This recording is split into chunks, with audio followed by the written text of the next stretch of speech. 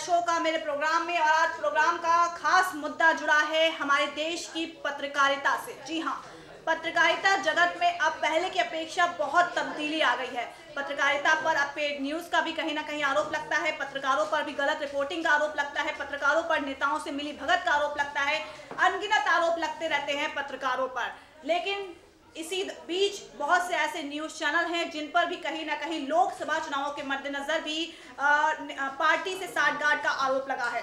आपको एक उदाहरण तो पता ही होगा, पूज्य प्रसून वाजपेयी जी का, जिनको एबीपी न्यूज से निकाल दिया गया था। इसके पीछे काफी बवाल हुआ था, संसद तक इस बात की गूंज पहुंची थी, लेकिन उसके बाद सब कुछ शांत हो गया।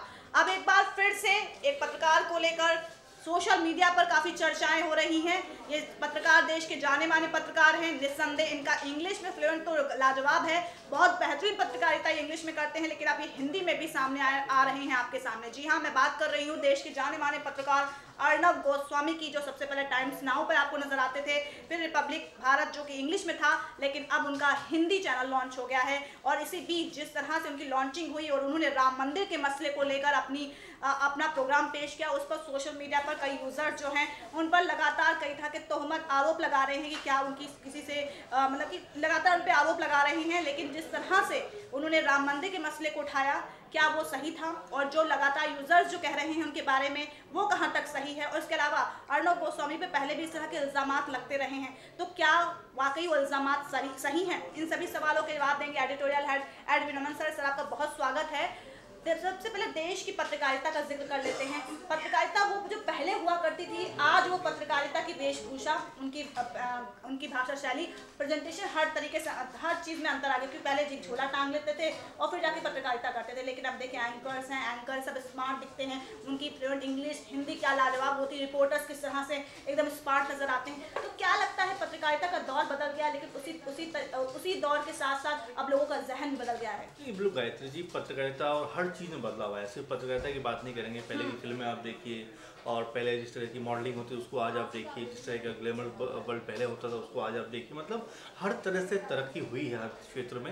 और इस तरह से अगर टीवी की बात करें तो शुरुआत में डीडी ही होता था, उसमें अलग तरह की रिपोर्टिंग नज़र आती थी, अलग तरह का उसमें प्रेजेंटेशन नज़र आता था। लेकिन अब ज़रा देखिए कि किस तरह की जद्दोजहद है। जब से प्राइवेटाइजेशन हुआ है, प्राइवेट चैनल ऑन एयर हुए हैं और सामने आए हैं, तो अपने आप को टीआरपी की दौड़ में बनाए रखने के लिए तमाम तरह के हथकंडे, तमाम तरह की खबरें, तमाम तरह के सनसनीखेज खुलासे होते रहे हैं और होते रहेंगे मेरे ख्याल में। कि और जिस तरह से आप चैनल रिपब्लिक भारत की बात कर रहे हैं जो अब हिंदी में लॉन्च हुआ है, अर्नब गोस्वामी इस पर नज़र आ रहे हैं, और राम मंदिर का एक महत्वपूर्ण मुद्दा जो पूरी तरह से पूरे देश में चर्चाओं का विषय बना हुआ है, उसको लेकर सामने आए हैं। और एक स्टिंग के जरिए वो ये बताने की कोशिश कर रहे हैं कि क्या क्या हुआ था 1990 के आसपास में, मुलायम सिंह यादव किस तरह दोषी हैं। मुझे याद है जब रिपब्लिक टीवी आया था, रिपब्लिक चैनल जब उनका लॉन्च हुआ था, उस समय भी लालू यादव और शहाबुद्दीन को लेकर उन्होंने एक स्टिंग जारी किया था। एक बात सामने आई थी कि दोनों की साठगांठ है। यानी कि देखिए, कोई भी चैनल जब इस्टेब्लिश होने की शुरुआत करता है, इस्टेब्लिश होने के लिए मैदान में आता है, तो कुछ ऐसा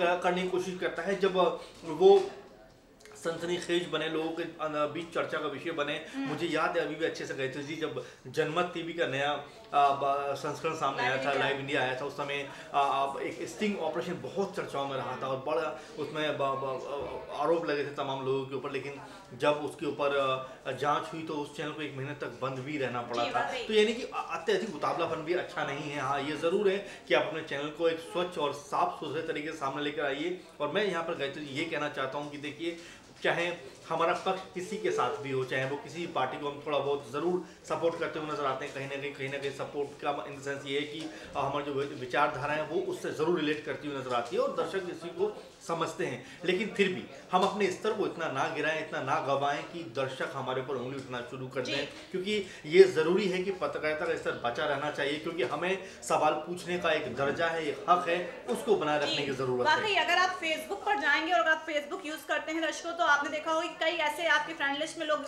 होंगे और ऐसे कई यूजर्स हैं जो पत्रकारों के पेज को शेयर करते हैं, पत्रकारों की बातों को शेयर करते हैं। कोई अर्नब गोस्वामी की बातों से इत्तेफाक रखता है, कोई रवीश कुमार की बातों से इत्तेफाक रखता है, कोई पूज्य प्रसून वाजपेयी की बातों से। तो जितने भी देश के जाने माने वरिष्ठ पत्रकार सब उनकी बातों को रखते हुए नजर आते हैं। तो ऐसे में कोई लोग कहते हैं कि ये इनका पक्ष, ये इन पार्टी के पक्षधार हैं, ये पत्रकार सही नहीं, आजकल पत्रकारिता बिक चुकी है। मैं भी तमाम लोगों से बात करती हूँ, लोग कहते हैं मुझसे पत्रकारिता का स्तर बहुत गिर गया है, लोग बिक चुके हैं, पत्रकार भी, अधिकतर पत्रकार पेड न्यूज की पत्रकारिता करते हैं, उनको पैसा मिलता है वही। देखिए मैं थोड़ा सा इससे इत्तेफाक नहीं रखता हूँ पूरी तरह से। आज भी अगर डीडी को आप देखेंगे तो बड़ा एक तरह नॉन कमर्शियल चैनल कहूँगा एक तरीके से हमें जिससे नजर आता है, लेकिन आप उसकी खबर में और जो प्राइवेट चैनल उनकी खबर में ज़मीन आसमान का अंतर देखिए।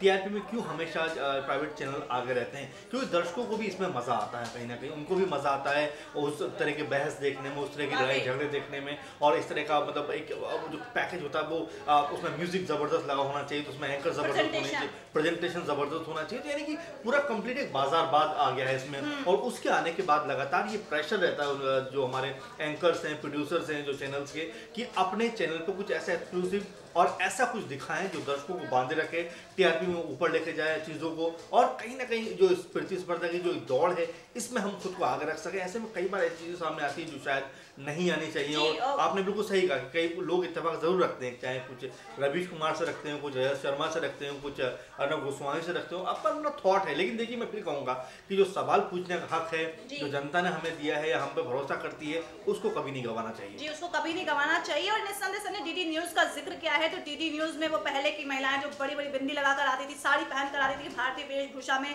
निस्संदेह प्राइवेटाइजेशन होने के बाद पत्रकारिता में माहौल पूरा बदल गया है। अब सर जैसे कि अर्नब गोस्वामी के चैनल को लेकर बात कर लेते हैं, उन्होंने रिपब्लिक जो भारत हिंदी लॉन्च किया है, उसके बाद से सोशल मीडिया पे कई यूजर्स ने उनके खिलाफ आपत्तिजनक बातें कही हैं कि वो किसी एक पार्टी विशेष से ताल्लुक रखते हैं और उनका इस पार्टी विशेष से गठजोड़ है, इसीलिए बहुत सी चीजें कही। क्या लगता है, क्या इसमें कुछ सच्चाई हो सकती है? बिल्कुल, मैं एक ही बात कहना चाहता हूँ गायत्री जी। देखिए जब मैं व्यक्तिगत बात करता हूँ तो मेरी बहुत सारी चीज़ों में आस्थाएं हो सकती हैं, बहुत सारे लोगों के प्रति मेरा नरम रवैया हो सकता है, लेकिन जब मैं प्रोफेशनल एटीट्यूड में आता हूँ तो मुझको हक है लोगों का दर्द सामने रखने का। मुझे हक मिला है कि लोगों की जो समस्याएं हैं, परेशानियां हैं, जो दिक्कतें वो लोग फेस कर रहे हैं रोजाना, उसको सामने रखना। लेकिन जब मैं उसके साथ में समझौते करके लंबे लंबे डिबेट शो करना शुरू कर देता हूँ जिसका कोई मोल नहीं है, मतलब नहीं है, लड़ाई झगड़े करवाना शुरू कर देता हूँ डिबेट शो में, तो मेरे ख्याल में इसको सोचना समझना चाहिए। क्योंकि देखिए हम जनता के पैरों के पक्ष को रखने वाले लोग हैं। मैं फिर कहता हूं कि हम वो ब्रिज हैं जो जनता और सरकार के बीच का काम करती है, लेकिन अगर ये ब्रिज टूटेगा या उसमें प्रॉब्लम आएगी तो इसका मतलब समझिए कि कम्युनिकेशन का जो फील्ड में है वो टूटेगा, और उसके टूटने के बाद बहुत सारी चीजें जो जानी चाहिए स्वच्छ रूप से वो शायद नहीं जा पाएंगी। इसीलिए अपने स्तर को बचा रखने की जरूरत है। वैसे भी पत्रकारिता पे तहमत तो उस वक्त से और ज्यादा तेज लगनी शुरू हो गई थी जब पुण्य प्रसून वाजपेयी को एबीपी न्यूज से हटाया गया था। उसमें ये कहा गया कि उसमें किसी न किसी सरकार का रवैया सख्त था, क्योंकि उन्होंने छत्तीसगढ़ की ऐसी रिपोर्ट दिखा दी जिससे मोदी सरकार नाराज थी। बहुत सी बातें संसद तक ये मामला पहुंच गया था। तो ऐसे में अब कहीं ना कहीं पत्रकारों का भी कहीं ना कहीं एक जो है धारा बढ़ चुका है। कोई किसी की विचारधारा से ताल्लुक रखता है, कोई किसी की विचारधारा से ताल्लुक रखता है। आप ट्विटर पे चले जाइए, सारे पत्रकार हैं, देश के जाने माने पत्रकार हैं, और लगातार वो ट्वीट करते रहते हैं। उस पर भी कितने यूजर्स कमेंट करते हैं कि भाई आप तो इस पार्टी के भक्त हैं, आप तो उस पार्टी के भक्त हैं। मुझे एक शेर याद आ रहा है गायत्री जी की, किसी शायर ने लिखा है कि समंदर की खामोशी कुछ और कहती है, मगर साहिल पे टूटी हुई कश्तियां कुछ और कहती हैं, और कल मेरी आंखों ने जो देखा था मंजर, मगर आज अखबार की सुर्खियां कुछ और कहती हैं। तो मैं यही कहना चाहता हूं कि हमें अपना दायित्व बचा कर रखने की ज़रूरत है। बिल्कुल बाजारबाद आ गया है, बिल्कुल प्राइवेटाइजेशन हावी हो गया, लेकिन फिर भी इन सब के बीच कहीं ना कहीं हमें पत्रकारिता को बचा कर रखने की ज़रूरत है। कुछ चीज़ें बना कर रखने की ज़रूरत है। कुछ जो मुद्दे हैं, अहम मुद्दे हैं, जो गरीबों का दर्द है, परेशान लोगों का दर्द है, जिस तरह का सूरत हाल देश का है, वो सामने रखने की ज़रूरत है। लेकिन इन सब के बीच जिस तरह से हम कुछ जो अनावश्यक चीज़ें उनको जब हावी करते हैं अपने चैनल्स पे, अपने अखबारों में, अपनी मैगजीन्स में, तो वो दर्द कहीं ना कहीं छूट जाता है। उसको ऊपर रखने की जरूरत है। भले ही हम कितने प्राइवेटाइजेशन में चले जाएं, कितने बाजारबाद में क्यों ना आ जाएं, क्योंकि कहीं ना कहीं तो कुछ रहना चाहिए, तभी इसका मजा है, नहीं तो फिर सब कुछ खत्म होने की बात आ जाएगा। रहना चाहिए। और आजकल मीडिया का मुझे लगता है कि जो रवैया हो गया वो बहुत ही ज्यादा निराशाजनक हो गया। क्योंकि आप देखिए पहले क्या होता था, किसानों की बात होती थी, बेरोजगारी की बात होती थी, मुद्दे एक सटीक राजनीति की बात होती थी, लोग धरातल स्तर पर वो रिपोर्टिंग करते थे, लेकर आते थे सारे आंकड़े। लेकिन आज देखिए कहीं ना कहीं सिमट गई है। जैसे कि मान लीजिए उदाहरण के तौर पर अगर पीएम मोदी का क्षेत्र बनारस है संसदीय, तो मीडिया वहीं पे जाकर फोकस करती है, उसके आसपास के क्षेत्रों पे फोकस ही नहीं करती कि वहां जनता की क्या दरकार है, क्या अपीलें हैं। ये हुआ है मीडिया में भी कहीं दरअसल ये सोशल मीडिया के आने के बाद बहुत सारी चीजें जो हुई हैं वो निकल कर सामने है। लोगों ने खूब लिखना शुरू किया है, कोई मोदी पक्ष का है तो कोई मोदी के खिलाफ है, कोई राहुल के पक्ष का है तो कोई उनके खिलाफ है, तो बहुत सारी चीजें सामने निकल कर आई हैं। लेकिन देखिए मैं फिर यही बात कहना चाहता हूँ गायत्री जी कि बहुत कुछ होना चाहिए, लेकिन उसमें भी कुछ बचे रहना चाहिए। आपको दर्द, आपको समस्याएं आपको जरूर रखनी पड़ेंगी, क्योंकि आखिर देश आपको देख रहा है, देश आपको कुछ ऐसी चीजें चाह रहा है जो वाकई उनसे जुड़ी हों। ये सिर्फ कुछ डिबेट शो बनाकर आप या कुछ लोगों को चिल्लाने के लिए बैठाकर आप चैनल को नहीं चला सकते और मुद्दों पे आपको चलाना पड़ेगा। बातें सामने भी आती है, जो डिबेट शो पे लड़ाई झगड़े तक हो बिल्कुल, जाते बहुत सारे अभी हैं, देखने को कुर्सियां तक मिला है। फेंकने लग जाते करते, सब कुछ प्री प्लान होता है। आखिर आप दिखाकर क्या जी साबित बिल्कुल, करना चाहते हैं? देखिए न्यूज़ चैनल्स ये हैं जहाँ बच्चे भी हमारे एजुकेट होते हैं, जाहिर सी खबरों को देखते हैं, जो बड़े जो पत्रकार होते हैं या जो कहूँ जो कॉलम लिखते हैं अखबारों में, वो लोग आके बैठते हैं, बताते हैं सारी बातें। लेकिन ऐसे में अगर कुर्सियाँ फेंकना शुरू हो जाएं और लड़ाई झगड़े शुरू हो जाए तो ये कहीं ना कहीं एक नेगेटिव जरूर असर डालता है। चौथा हिस्सा मीडिया को कहा जाता है, तो मीडिया का ये सबसे बड़ा दायित्व तो बनता है कि अगर किसी चीज से देश का सौहार्द, खुशी, भाईचारा का खराब माहौल हो सकता है तो आप उस पर बहस ना करें। लेकिन आज देखिए प्राइवेट सेक्टर में जितने भी चैनल हैं सब कहीं ना कहीं धर्म की राजनीति को लेकर डिबेट करते हैं। यही बात मैं कहना चाहता था जी, कुछ बचा के रखने की जरूरत है। देखिए आज हमारे सामने बड़ी बिगड़ समस्याएं, हम उन पर बात करनी चाहिए। हम किसी के विरोधी या किसी के पक्ष के नहीं हो सकते, हमें मुद्दों पर बात करनी चाहिए। लेकिन हाँ, कहीं ना कहीं ये इस बीच घटा है और ऐसे में जरूरत इसकी कि ऐसी चीजों को लेकर आगे बढ़ा जाए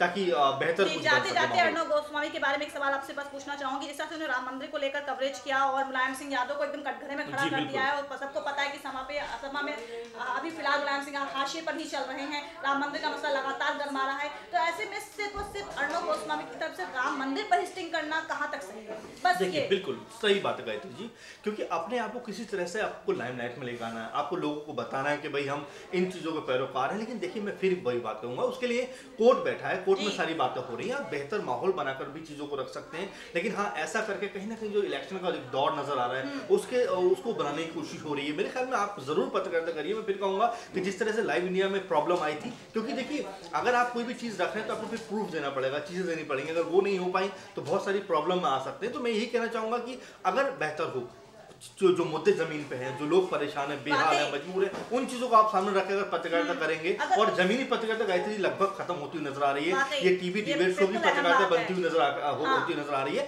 जो कहीं ना कहीं मेरे ख्याल दुखद है। इसका अंत होना चाहिए। लोगों के बीच में जाइए, बात करें, उनकी बातों को सामने रखिए, मेरे ख्याल से वो बेहतर स्तर होगा। जमीनी पत्रकारिता वाकई खत्म होती हुई नजर आ रही है। इससे बात चुनाव के टाइम ही देख लीजिए कि लोग जाके पत्रकार जो जमीनी स्तर पर उतारते हैं और वहाँ रिपोर्टिंग करते नहीं, तो आप देखिए एसी के स्टूडियो में बैठ के लोग डिबेट कर लेते हैं, अहम मुद्दों पर बात हो जाती है। लेकिन जो मसला सुप्रीम कोर्ट में चल रहा है, उस मसले पर भी आप डिबेट कर रहे हैं, वो भी कहीं ना कहीं सही नहीं ठहराया जा सकता है। लेकिन हाँ, कुल मिलाकर कहीं ना कहीं जो मीडिया है वो पहले की अपेक्षा बहुत बदल गया है, पत्रकारिता का स्तर पहले की अपेक्षा बदल गया है।